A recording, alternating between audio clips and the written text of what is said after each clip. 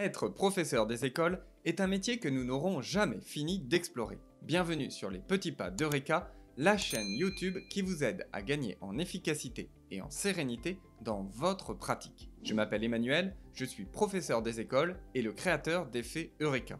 L'heure de la synthèse est arrivée. Rappelez-vous, dans l'épisode numéro 3, nous avons découvert le paradoxe de l'acte d'apprendre. On ne peut apprendre que par soi-même, mais nous apprenons mieux ensemble.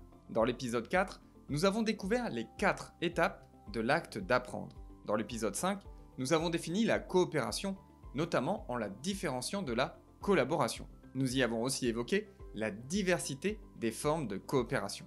Dans cet épisode, je vous propose d'arriver à la synthèse du paradoxe de l'acte d'apprendre. Comment coopérer pour mieux apprendre? Je vais laisser la parole à Sylvain Connac qui va nous proposer d'associer les formes de coopération à chacune des 4 étapes de l'acte d'apprendre. Cet extrait est issu de son intervention à la conférence des professeurs des écoles que vous pouvez visionner en intégralité sur Effet Eureka. Alors, je vous montre ça parce que c'est possible de relier, au regard du paradoxe dont on a parlé tout à l'heure, ces 4 modélisations de l'acte d'apprendre avec les formes de coopération. Donc au niveau didactique, l'outil didactique qui nous permet, dans le monde de l'enseignement, d'aider au mieux les élèves de basculer de la phase 1 à la phase 2, ce sont des situations problèmes. Alors, ce qu'on entend par situation problème, c'est un énoncé qui a 4 caractéristiques. La première caractéristique, c'est que les élèves comprennent. Et c'est même intéressant pour eux. C'est un énoncé qui crée chez eux une sorte de défi intellectuel. Donc les élèves comprennent le problème qu'ils ont à résoudre. La deuxième caractéristique, c'est qu'ils n'y arrivent pas, parce qu'ils rencontrent un obstacle.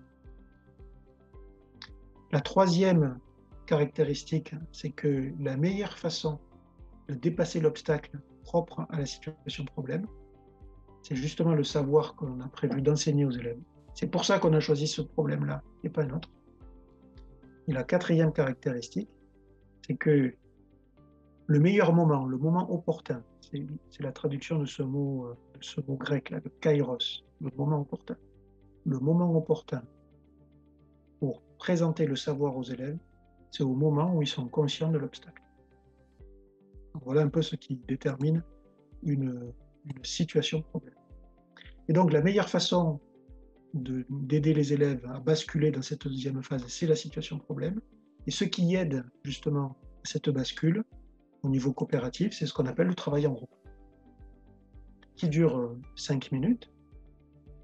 Et on passe pour consigne aux élèves, qui ont d'abord cherché un peu tout seul avant. Surtout, n'essayez pas de vous mettre d'accord. Échangez sur vos désaccords. Parce que des désaccords qui vont naître au sein de ce groupe, ça va permettre de créer à l'intérieur de l'entendement de chaque élève un maximum, ce qu'on appelle de conflits cognitifs, c'est-à-dire d'incertitude, de doute. Et c'est cette incertitude et ce doute-là, ils sont le ferment du désir d'apprendre.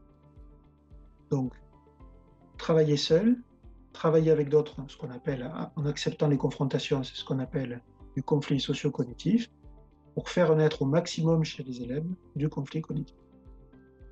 Donc ça, c'est la première forme de coopération qui est intéressante au niveau didactique, au moment où on aide les élèves à étudier des situations problèmes.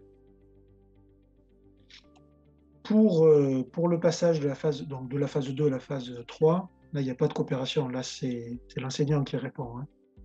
C'est l'enseignant qui explique, qui répond aux questions, qui donne des exemples. Alors, il y a des élèves qui peuvent donner des exemples, mais celui ou celle qui maîtrise le mieux le savoir à enseigner à ce moment-là, qui est le mieux à même, de par son expérience, de pouvoir donner des exemples qui aident la compréhension des élèves, ça reste le professionnel de l'enseignement.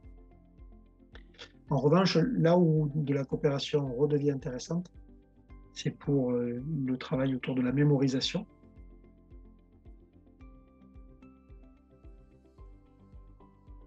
Et donc ce travail par la mémorisation est intéressant, accompagné de dispositifs d'aide, d'entraide, de tutorat, et éventuellement de travail en atelier.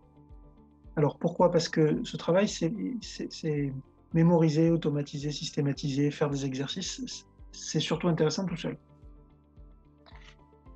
Mais le problème quand on est tout seul, c'est que tout va bien si on ne rencontre pas de difficultés, mais lorsqu'on est face à un problème qu'on n'arrive pas seul à résoudre, on est coincé.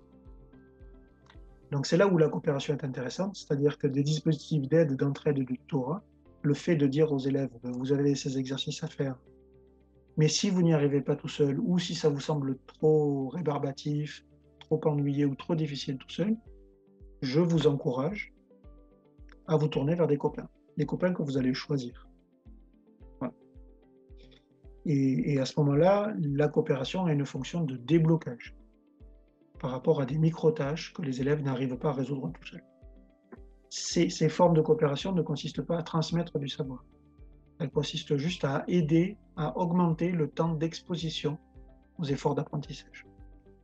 Le travail en atelier, je n'ai pas encore parlé, c'est pas la même chose que le travail en groupe parce que le principe d'un atelier, c'est qu'il y ait plusieurs élèves en même temps, de manière à ce que le fait d'être plusieurs active ce qu'on appelle la vicariance.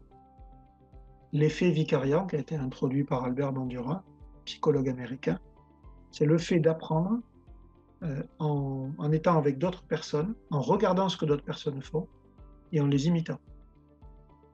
Et donc, des élèves qui ont accepté d'être dans un îlot de travail, en fait, ils se copient les uns les autres.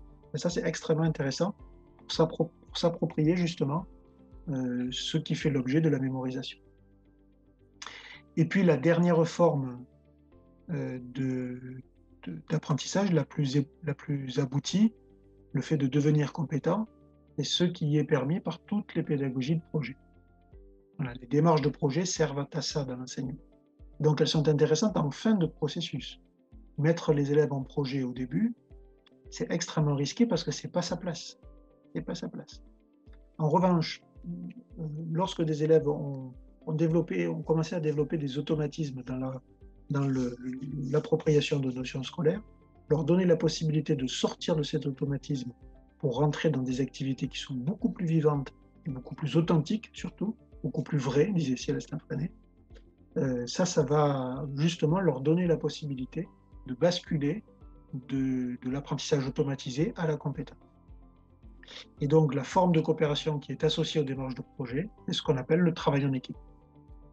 Où des élèves peuvent très bien vouloir faire un projet tout seul, on appelle ça un projet personnel. Et quand ils décident de se mettre ensemble, parce qu'ils ont la même idée ou parce qu'ils ne veulent pas être tout seuls, les cellules qu'ils constituent là, c'est ça qu'on appelle du travail en équipe.